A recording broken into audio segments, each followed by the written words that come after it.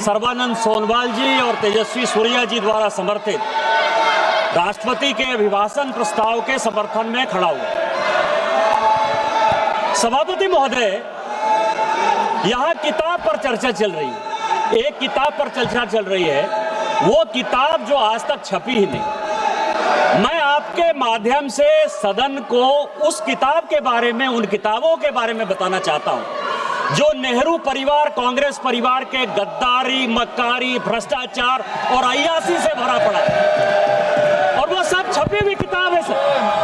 पहली किताब ये है एडवीना एंड नेहरू। भारत जो स्वतंत्र हुआ तो किस तरह से पाकिस्तान का बंटवारा हुआ और किस तरह से भारत के पहले प्रधानमंत्री अय्यासी कर रहे थे, इस किताब में मैं उसका जिक्र करना चाहता हूं, मैं उसको कोट करना चाहता हूं।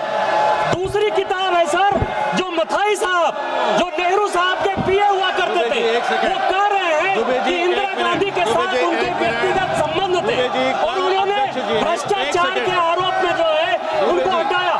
ये मुझे बोलने दिया जाए सर, और मैं उन किताबों का जिक्र कर रहा हूँ, मैं सारी किताबें लेकर आया हूँ जिन्होंने अय्यासी, मक्कारी और भ्रष्टाचार से पीड़ित इस कांग्रेस का हाल ये सारे देश को समझना चाहिए। ये किताब है सर, डायरेक्ट सारी सोनिया जी की किताब है ये सर। किस तरह से उन्होंने भ्रष्टाचार के आधार पर, किस तरह से भ्रष्टाचार के आधार पर इस सरकार को चलाया और 10 साल तक जो है किस तरह से करप्शन किया। ये इंदिरा जी का किताब है सर, ये इंदिरा जी का किताब है जिसने कि धीरेन्द्र ब्रह्मचारी के साथ किस तरह के संबंध थे और डिफेंस डीलर के क्या संबंध थे। ये जनरल थोरट की किताब है कि नेहरू ने चीन को कैसे दे दिया।